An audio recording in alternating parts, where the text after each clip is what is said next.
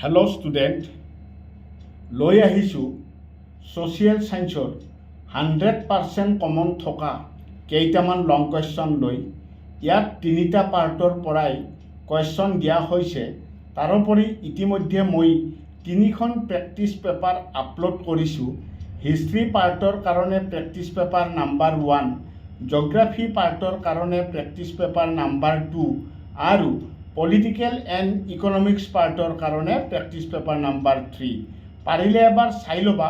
যদি বিচাৰি নোপোৱা, যদি তোমালোকক লাগে বা চাব বিচৰা, মোক কমেণ্ট কৰিলে ডেছক্ৰিপশ্যনত মই লিংক দি দিম, তোমালোকে চাই ল'ব পাৰিবা। ইতিমধ্যে হৈ যোৱা পৰীক্ষাত মেক্সিমাম কমন মই দিয়া প্ৰেক্টিচ পেপাৰবিলাকৰ পৰা তোমালোকৰ পৰিছে। ছ'চিয়েল ছায়েন্সতো বহুতো কমন পৰিব। মোৰ আশা, মই ভাবিছোঁ বহুতো ছ'চিয়েল ছায়েন্সতো তোমালোকে কমন পাবা। জেনেৰেল ছায়েন্সতো কমন পাইছিলা, মেথছত কমন পাইছিলা। ঠিক আছে, যিবোৰ পৰীক্ষা ইতিমধ্যে হৈ গৈছে প্ৰত্যেকতে তোমালোকে কমন পাইছিলা।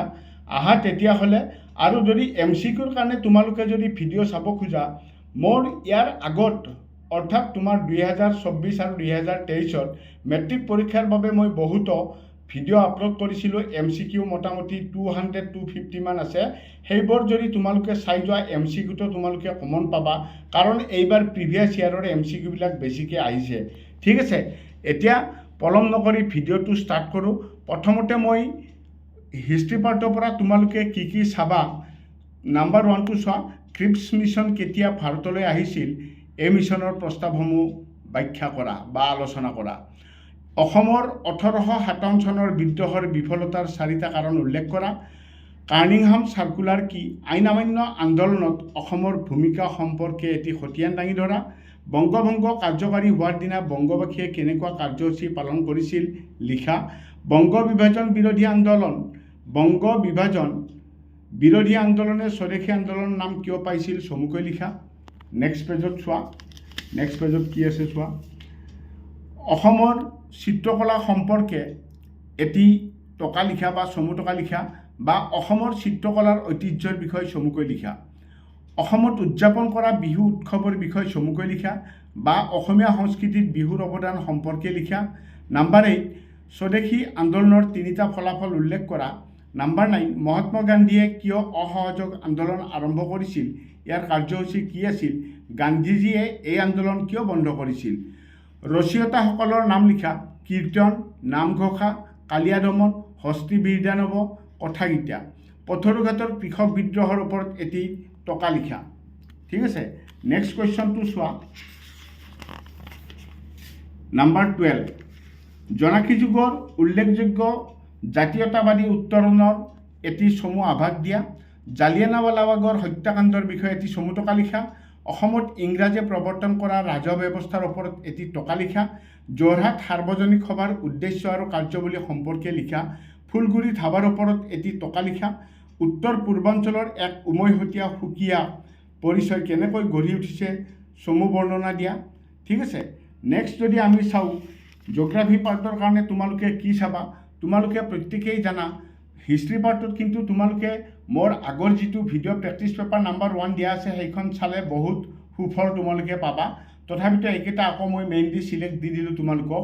জিঅ'গ্ৰাফী পাৰ্টৰত মই ইতিমধ্যে ভিডিঅ' আপলোড কৰা আছে, ভালদৰে পাৰিলে এবাৰ চাই ল'বা।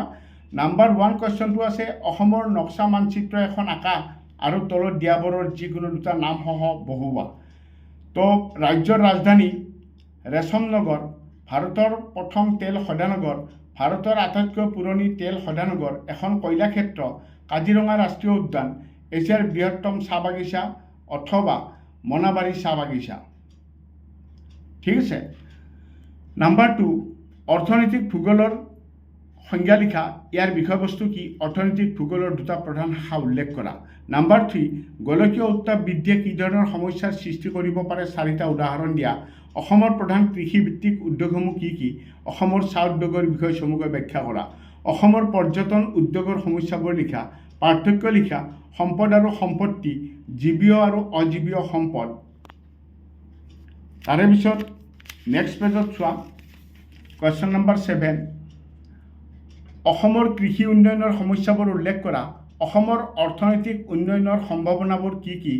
পৃথিৱীৰ মহাসাগৰ আৰু মহাদেশসমূহৰ বিতৰণ সম্পৰ্কে চমুকৈ লিখা 2014 চনৰ অসমৰ ঔদ্যোগিক আৰু বিনিয়োগ নীতিৰ প্ৰধান লক্ষ্য কি আছিল, গোলকীয় উত্তাপ বৃদ্ধি কি, গোলকীয় উত্তাপ বৃদ্ধি কিদৰে ৰোধ কৰিব পাৰি, অসমৰ জল পৰিবহণ ব্যৱস্থাৰ সুবিধাবোৰ উল্লেখ কৰা, অসমৰ প্ৰাচীন কালৰে পৰা বৰ্তমান সময়লৈ হোৱা জনপ্ৰব্ৰজনৰ সদবোৰ একাদিক্ৰমে উল্লেখ কৰা, অসমৰ অৰ্থনৈতিক উন্নয়নৰ 3টা প্ৰধান সমস্যা উল্লেখ কৰা, অসমৰ জনসংখ্যা বিতৰণৰ ওপৰত এটি চমু টকা লিখা, অসমৰ ঔদ্যোগিক বিকাশ এতিয়াও কিয় মন্থৰ হৈ আছে তাৰ 4টা কাৰণ লিখা, নৱীকৰণযোগ্য আৰু অনৱীকৰণযোগ্য সম্পদৰ পাৰ্থক্য লিখা।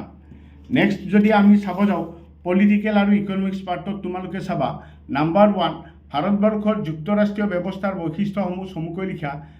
নাম্বাৰ 2 ভাৰতবৰ্ষৰ সংসদীয় গণতন্ত্ৰৰ ধাৰণাটো কোনখন দেশৰ সংবিধানৰ পৰা অনুকৰণ কৰা হৈছে, ভাৰতবৰ্ষৰ সংসদীয় গণতন্ত্ৰৰ 2টা পাৰ্থক্য উল্লেখ কৰা যিটো সেইখন দেশৰ পৰা বেলেগ। নেহেৰুৰ উদ্দেশ্য সম্পৰ্কত প্ৰস্তাৱ 3টা আলোচনা কৰা। ভাৰতৰ সংবিধান খচৰা ৰচনাৰ খচৰা কমিটিৰ 3জন সদস্যৰ নাম লিখা। ভাৰতবৰ্ষক কিয় সাৰ্বভৌম সমাজবাদী ধৰ্মনিৰপেক্ষ গণতান্ত্ৰিক গণৰাজ্য বোলা হয়, সংসদীয় গণতন্ত্ৰ কি, ভাৰতৰ সংসদীয় গণতান্ত্ৰিক চৰকাৰৰ 2টা বৈশিষ্ট্য উল্লেখ কৰা।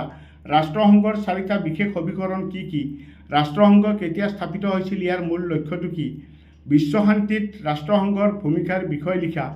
ভাৰতীয় ৰিজাৰ্ভ বেংকৰ 3টা প্ৰধান কাৰ্য উল্লেখ কৰা। MCQৰ কাৰণে মই কোৱাৰ দৰে তোমালোকে প্ৰিভিয়াছ ইয়াৰ্ছৰ যদি মই আগত যিবিলাক ভিডিঅ' দিছিলোঁ MCQৰ সেই MCQখিনি তোমালোকে চাবা, ভালেখিনি কমন পাই যাবা। আজিলৈ আৰু বিশেষ নাই, ইমানতে সামৰণি মাৰিলোঁ। ধন্যবাদ।